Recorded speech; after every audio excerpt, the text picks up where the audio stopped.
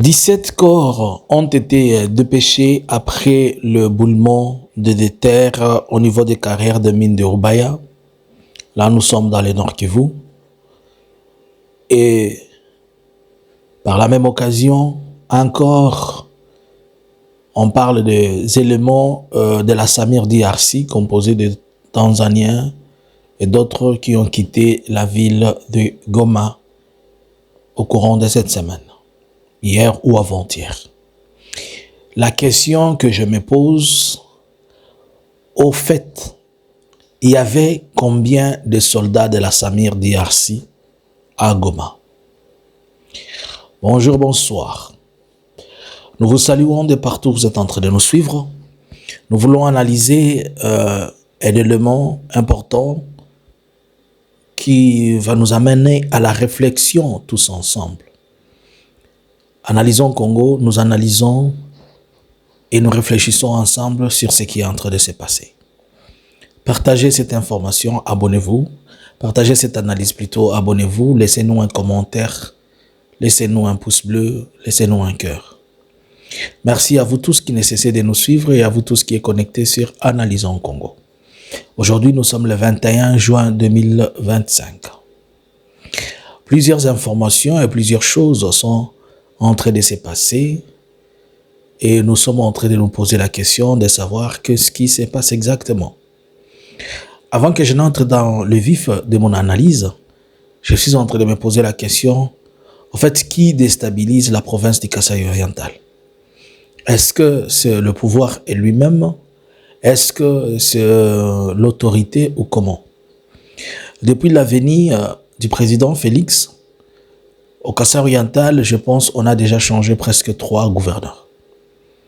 Depuis presque 7 ans, il y a eu au moins 3 ou 2 gouverneurs.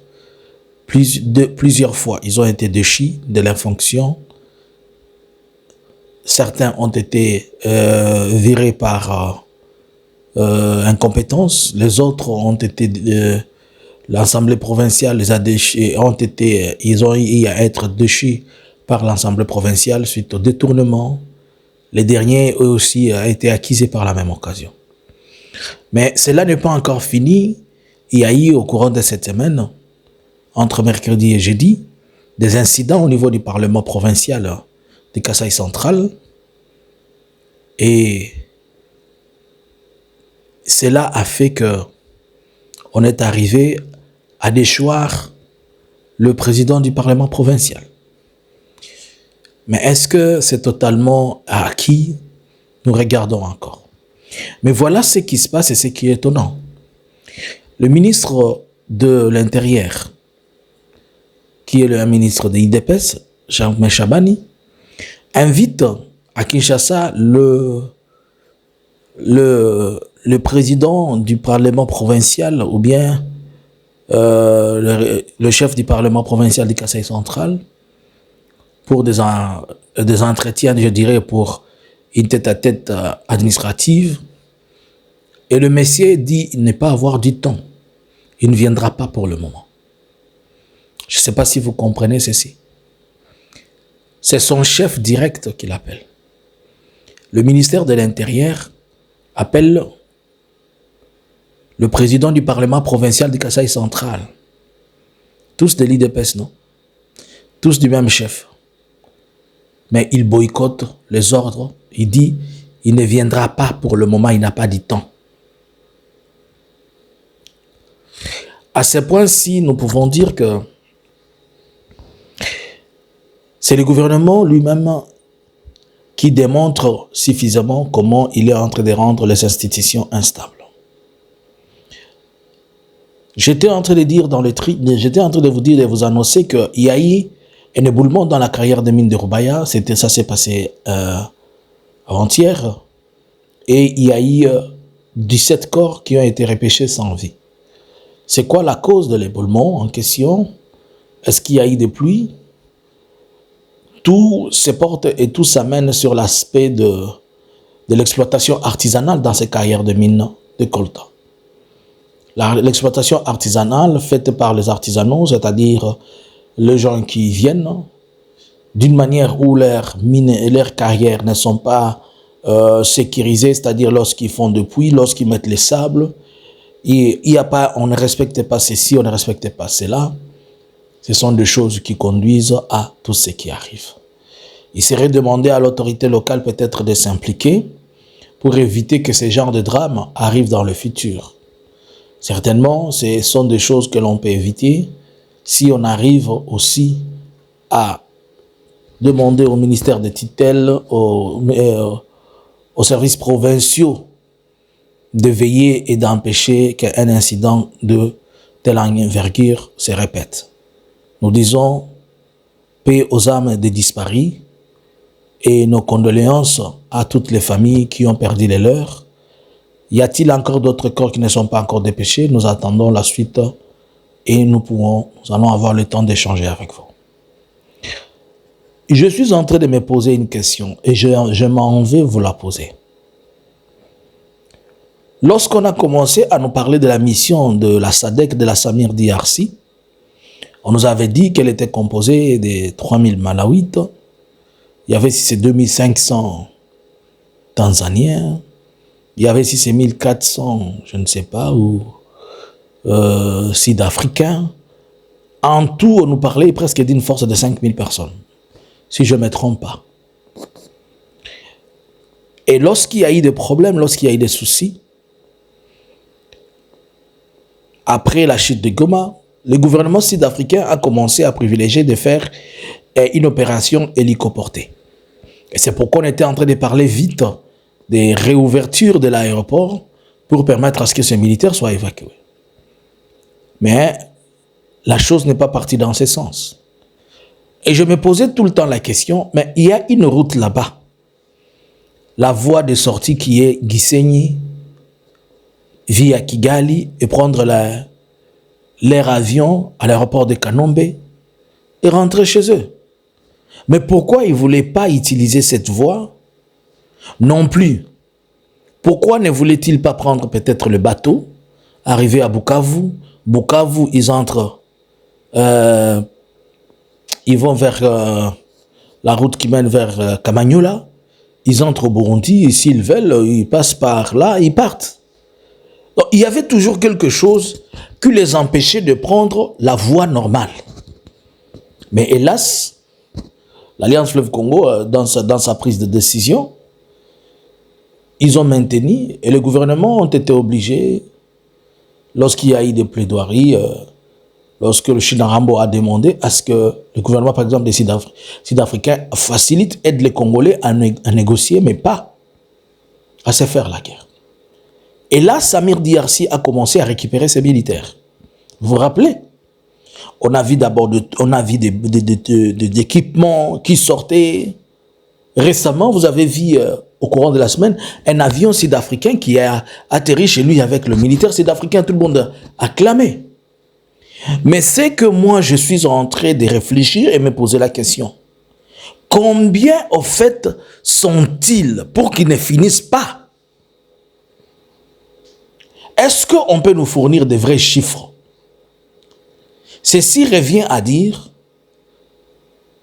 que la manière dont on nous présentait la ville de Goma étant militarisée, nous comprenons qu'elle était extrêmement surmilitarisée. Puisque posez-vous la question, il y a toujours 50 Samir qui partent, il y a toujours 100 Samir qui partent, mais ils ne finissent pas. La fois passée, on a vu presque 5 bis remplis de soldats. On était en train de parler de 300, de 400, de 500, mais ils ne finissent pas. Pourquoi?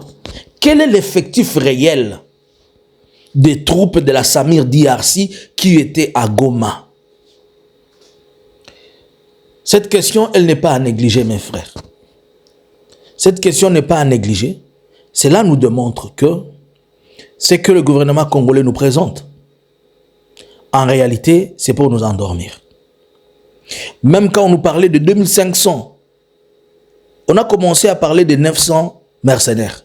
Plus tard, quand on vient vérifier, on trouve que c'était 2500. Mais quand on vérifie, ce n'est même pas 2500, c'est au-delà. Est-ce que la Samir DRC n'avait-il pas 3 ou 4 brigades? Moi, c'est une question que je me pose. Je n'ai pas de confirmation.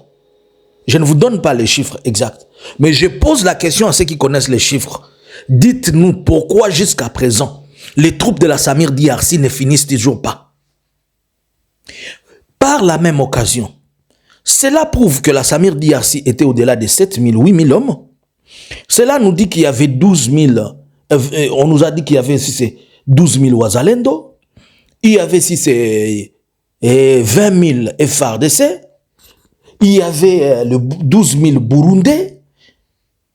Mais comment expliquons-nous toutes ces troupes qu'il y avait sur Goma, qui soient maîtrisées par le soi-disant 5 000 Rwandais et peut-être 5 000 ou 6 000 AFC. Je me pose la question, comment 10 000 hommes sont arrivés à vaincre 60 000 hommes qui étaient à Goma? Vous comprenez alors aujourd'hui que Félix est une cause profonde de l'insécurité dans la partie est de la République.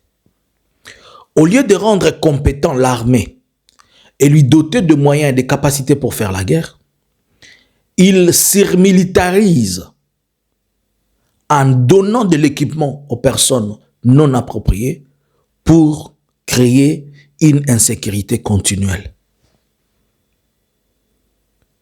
Lorsqu'on donne aux personnes considérées comme civiles telles que le Wazalendo les armes, c'est pour permettre que le banditisme et l'insécurité règnent sur leur propre terre.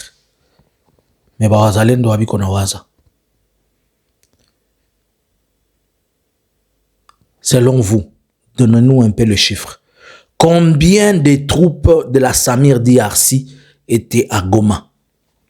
Nous allons poser cette question jusqu'à savoir combien ils étaient. Ils ne finissent pas pourquoi. Bikongapi Juabaishe ni Laki Abatu ni Kitugani ni Mawingo. Pourquoi les troupes de la Samir DRC ne finissent pas? Combien sont-ils? Combien ont déjà été évacués? Nous allons chercher et nous allons savoir combien sont-ils à la date du 21. Vous qui êtes là-bas, donnez-nous les vrais chiffres. Combien de troupes de la Samir DRC sont déjà parties et combien il en reste? Au total, ils étaient combien? Vous comprenez alors que la guerre de chez nous profite premièrement à Kinshasa. C'est pourquoi ils sont tous là en train de dire Nanga doit sortir puisque Nanga baby seli bango kop makasi. Maman Denise a perdu de l'argent dans ces choses, si vous ne le savez pas. Puisque c'est elle qui recevait chaque mois 27 millions de dollars qui étaient prévus pour le déplacer. Elle ne reçoit plus. Tous les ministres, celui de défense, de l'intérieur, de la santé, tout le monde s'est retrouvé. C'est pourquoi Nanga, il faut seulement les condamner à mort avec Bissimois. Ils ont foutu la merde à un grand escroquerie intercontinentale.